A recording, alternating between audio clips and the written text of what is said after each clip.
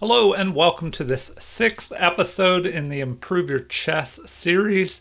And today I'm going to go over how to trade down material to win in chess. So sometimes you don't have a quick win and you kind of have to grind down into the end game. So let's take a look at what happened in this. In this series I play my good friend John and he has the white pieces here. I'm playing with the black pieces, and it looks like I played at 88.1% accuracy versus his 83.5. So I tried to have a lesson learned from each game that can help John improve. So here it looked like we were even, and then I took an advantage and started to lose that advantage where it was almost even again until there was a mistake later in the game. All right, so in this game we had we both had 3 inaccuracies.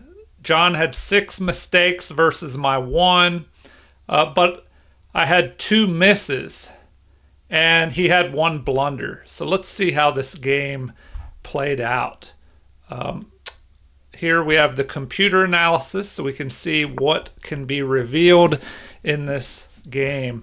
So e4, John starts out with a good solid opening move, and I play the caro-kann. And sometimes the caro-kann is a more solid, slower positional game, and I just wanted to play slowly and see what John would do. So he decides to play knight to c3. Now, a lot of times in the caro-kann, d4 would be played immediately. You just grab control of the center. But you can also bring your knights out early. That's another way of playing against the caro-kann. So I just continue with d5, which is the reason I played c6 to begin with, to just push this d5 pawn, and it's backed up by the c pawn. So this is ignored for the moment here, and another piece is just developed. So I go ahead and capture, knight recaptures, and then we have knight to f6. So we're in the caro-kann defense, 2 knights attack variation. And now after this capture and recapture here, we have doubled pawns. So that creates a little bit of a weakness with the doubled pawns, but it does help fortify the king side a little bit, which is where I want a castle, and it opens up the bishops a little more quickly here. So we have queen to e2. Now that swings the game back slightly in black's favor. It looks like d4 immediately would have been better, just posting your pawn in the center and being able to develop this bishop here. And it does slow down the development of this other bishop and castling kingside. So I play this move, which is good but not best, because this bishop is pinned, and pinned by the queen. The knight could just develop in the future, not immediately, or my queen would just capture it. But there is a possible threat of the knight jumping in here. Anyway, let's move on. c3 is played. Now there is the threat of knight to d4 attacking here. So I just go ahead. Apparently bishop to e7 would have been better, because now there is the threat of knocking out my bishop pair by attacking with knight to d4. So that would have been probably a better way forward. And in fact, the computer shows that that's the best move. Because the bishop pair is strong. If you can knock out one of your opponent's bishops and keep your own bishop pair, that can give you an advantage on the board. So we have d4 in inaccuracy. As I said, knight immediately attacking and getting rid of the bishop pair would be a little bit better. So I go ahead and castle, and now there's a possible threat of rook to e8 and trying to get an attack on the queen, although that can be blocked with bishop to e3. So the bishop develops here to d2, perhaps getting ready to castle queenside. This is a mistake. Queen to c2 would have been better. So now we line up on the king and queen and castling to the queen side. A mistake though, because as you can see, the best move is to just pick off this pawn. So here we go. We're ahead in material. Now, usually when you're ahead in material, even if it's one pawn, you can look to exchange off pieces. Because if you get rid of all the pieces on the board and you have one extra pawn, perhaps that extra pawn can promote. Although here my extra pawn is doubled, so that might be a little bit harder to push a pawn through on the king side here in the endgame. But we're ahead in material, so I just decide to start trading down a little bit. And the queen gets out of the way of this bishop. We attack the rook, so the rook has to move, of course, and attacks my rook. So I think, well, I'll follow through with my plan of trading down material. So capture, recapture, and now a threat of attacking the queen and trading off the light squared bishops to get rid of my opponent's bishop pair. So we have this move, knight to d7, preventing that attack on the queen, or the knight could just capture and get rid of my bishop pair. So I play bishop to f4, which is the third best move.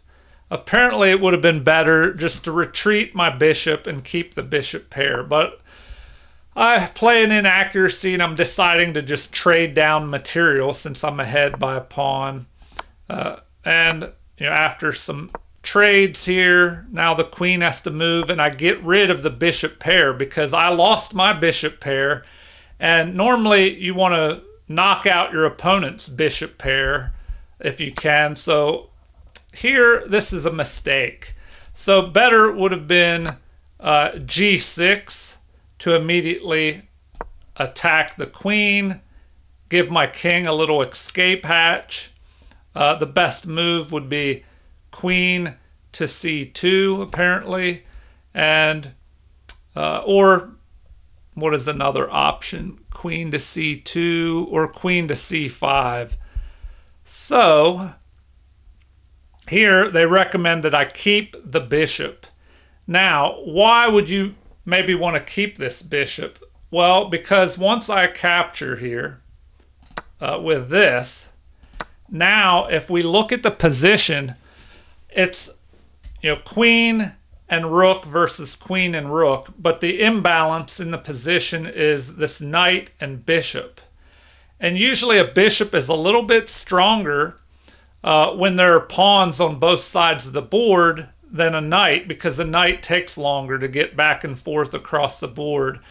One of the reasons I decided to trade down, all these pawns are on the dark squares, and so this is kind of a bad bishop here, blocked in by a lot of its pawns.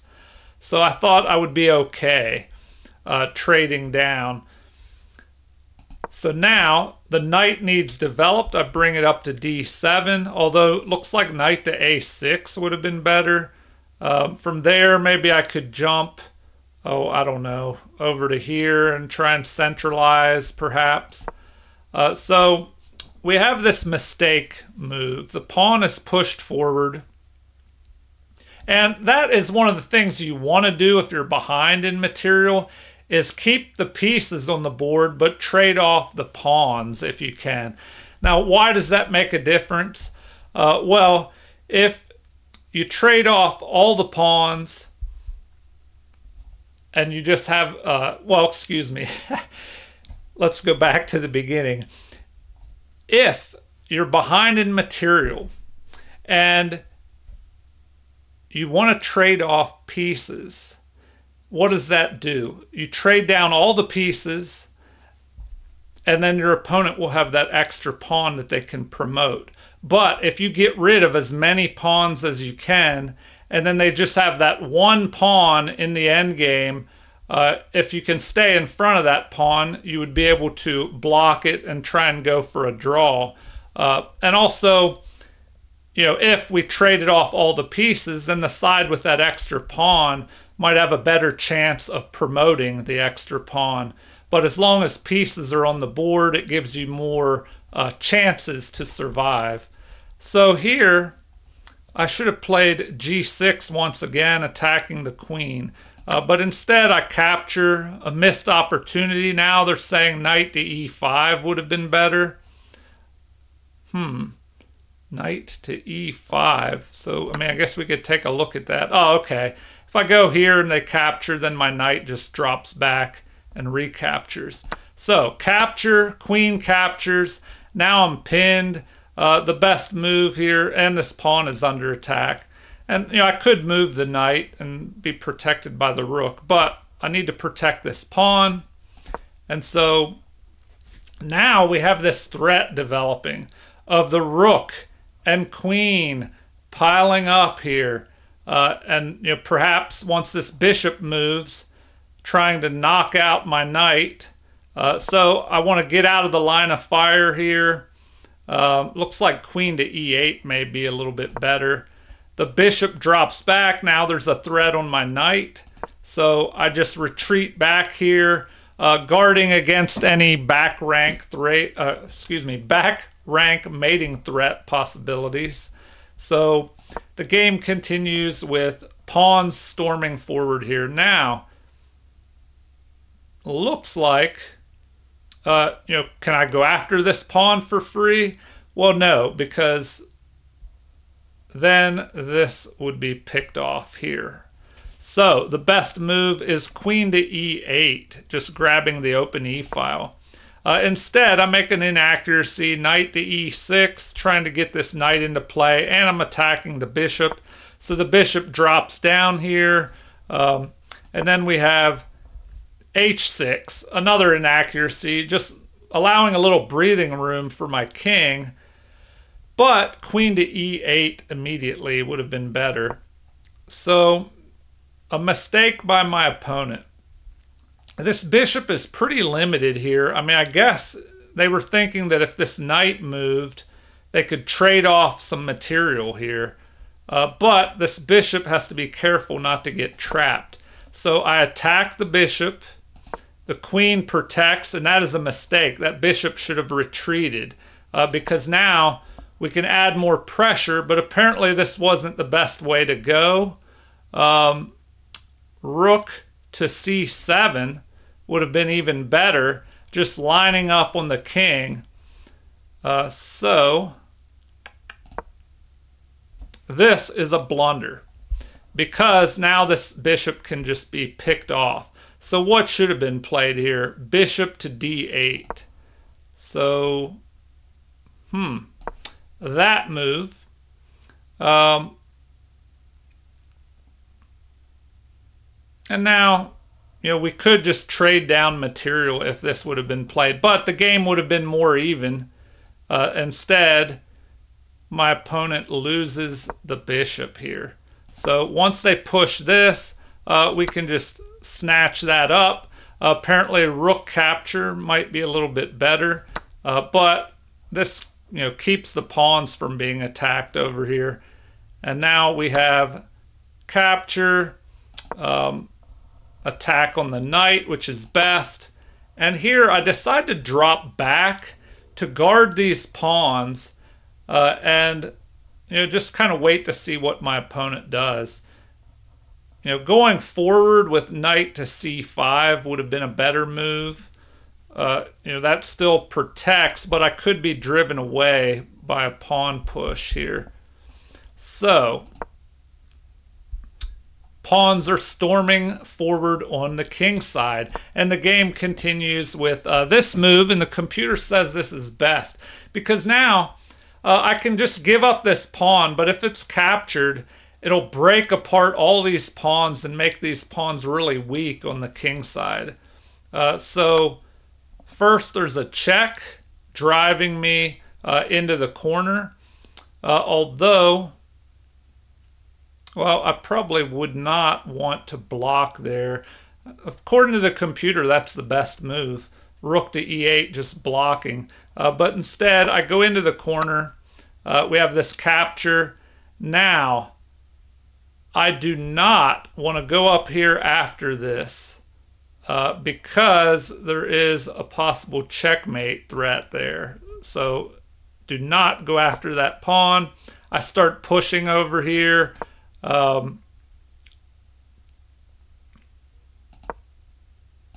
So the king tries to maneuver around to go after these pawns. Here I just push forward again, trying to break these pawns up. Now my opponent would have been better off to capture here, I think. Yeah, so it looks like the best thing to do would be to capture, then capture, king captures, and now you have this passed pawn, but we shouldn't have any trouble stopping that. They recommend this move, putting pressure on this, and then rook to e6, threatening to trade down material, which now that I'm ahead by a knight, I would love to trade down, trade off the rooks and use my extra knight to win, and this pawn is going to fall if the rooks leave the board. So back to the game. We were in this position. I capture.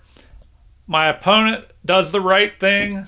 The best move here, b3, trying to trade off pawns. So if you're behind, if we traded off all the pawns in the material and I just had an extra knight, you cannot win with a knight and a king, of course, against a lone king.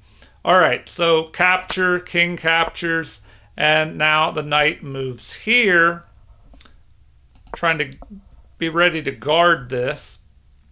So capture, we trade off more pawns, so good job by my opponent. But I have this extra knight, and the rook here attacks. So another reason that I wanted to move my king here, that way I don't have to worry about a fork on my knight and this pawn now that the king is guarding the f-pawn.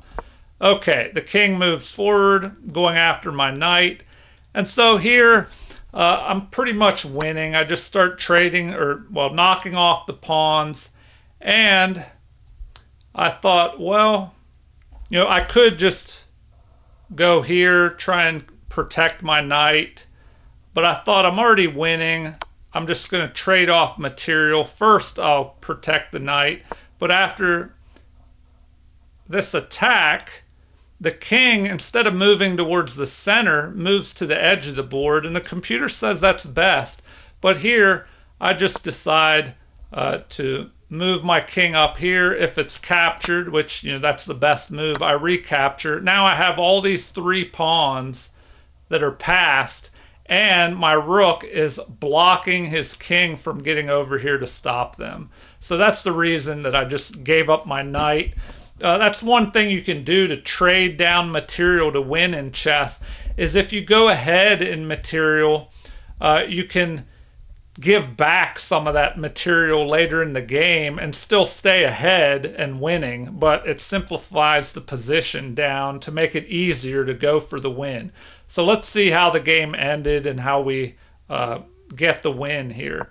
So an attack on this unprotected pawn, but the pawn just pushes forward. It's usually a good idea to get behind passed pawns with your rook, whether they're your pawns or your opponent's. So, it would be good for me to have my rook behind the passed pawns, but I'm doing a good job of preventing his king from even getting involved in the game here. So an attack on the rook, I just back up. Now we have this check, and I just step up to help my pawns to escort them up to promotion. So once again, we just get away from the king, keeping it out of the action, and the rook steps off to the side where it can be more active. and the pawn is running. So this pins this pawn, but it might be better to get up here in front and try and go after this. But it's, there's nothing that white can do at this point. So I just start moving up pushing my pawns forward. Now this is a good example of what you don't want to do. The game is lost anyway, so it doesn't really matter here. But this just kind of makes the game go by a little bit faster. Here, of course, I want to trade off, and now I just have all these extra pawns. So I just push this one because there's no way the king can get over here to stop it in time. So we make a queen. Now the king is on the run, and with king and queen, we'll just trap this king on the edge of the board and deliver a mate. Now, one strategy is to move your queen a knight move away and keep doing that and boxing your opponent's king in until you trap him on the edge of the board, and then you run your king over to help deliver the mate. So we just move a knight move away with our queen until we get them on the edge of the board. Then we just trap them on the edge and run our king up here to help deliver the mate here. All right. Well, I hope you enjoyed this Improve Your Chess series.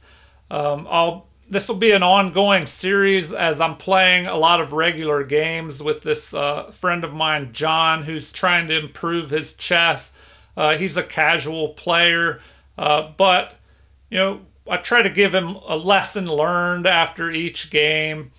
In this one, I would say just watch, that you don't trap your pieces like his bishop was trapped earlier in the game, and try and make even trades, and just keep an eye out on pieces, even pawns. He gave away that pawn earlier in the game. And once you're ahead in material, even if it's a pawn, you can use the strategy of trading down the pieces and using your extra pawn in the endgame to win. All right. Well, feel free to leave any comments, like and subscribe if you haven't already. And thank you for watching. Have a super chess day.